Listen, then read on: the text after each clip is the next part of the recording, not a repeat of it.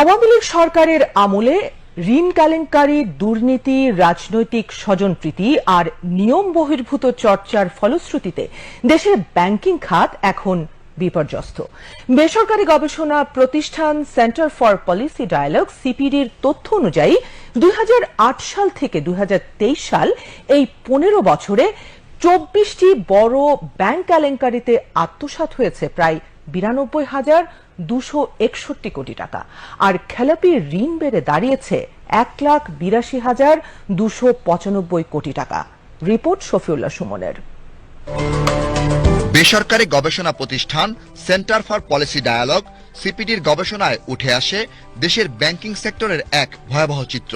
2009 সালে দেশের ব্যাংকিং খাতে খেলাপি ঋণ ছিল 22,481 কোটি টাকা, যা এখন বেড়ে দাঁড়িয়েছে 1,82,295 কোটি টাকায়। কিন্তু কেন? গবেষণায় দেখা যায় রাজনৈতিক স্বেচ্ছাচারিতা, নিয়ম নীতির তোয়াক্কা না করে পছন্দের ব্যক্তিকে নতুন ব্যাংকের অনুমোদন ও ঋণ কেলেঙ্কারির মাধ্যমে বিপুল পরিমাণ টাকা আত্মসাৎ। এদেরকে মোট কথা হচ্ছে যে বিচারের আওতায় আনায়, তাহলে আস্তে আস্তে এটার থেকে আমরা মুক্তি পাবো। এবং তারপরে তারা যে এই ঋণগুলো নিল হাজার হাজার কোটি টাকা, প্রত্যেকটা ব্যাংকের গাইডলাইনে আছে সিঙ্গেল বরোয়ার এক্সপোজারের লিমিট কত হবে, সেগুলোকে অতিক্রম করে যে দিল, তো তাদের যে সম্পদগুলি জব্দ করে এখন এগুলাকে তরলীকৃত করে ব্যাংকের যে ঋণটা নিয়েছে সেগুলি ব্যাংকের ফেরত দিতে হবে। আরেকটা দ্বিতীয় হচ্ছে যে টাকা তো ওগুলো চলেও গেছে বাইরে ইললিসিট ফাইন্যান্সিয়াল ফ্লোর মাধ্যমে, এই টাকাগুলি ফেরত আনার ব্যবস্থা করতে হবে।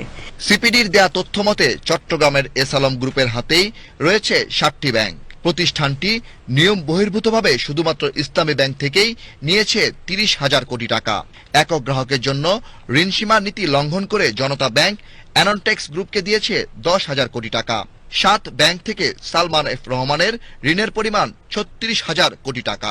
বিশ্লেষকদের মতে 15 বছরে 24 কেলেঙ্কারির মাধ্যমে যে পরিমাণ টাকা আত্মসাৎ হয়েছে তার সঙ্গে জড়িতদের শাস্তির আওতায় আনতে হবে। পাশাপাশি ব্যাংকিং খাতে সুশাসন ফিরিয়ে আনতে ব্যাংক কমিশন গঠন জরুরি।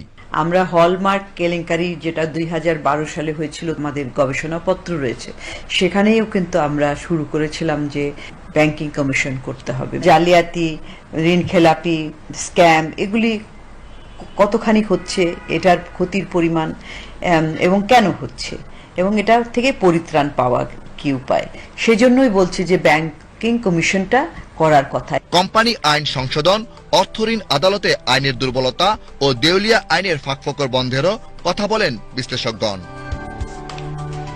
শফিউল্লাহ সুমন, বাংলাদেশ টেলিভিশন, ঢাকা।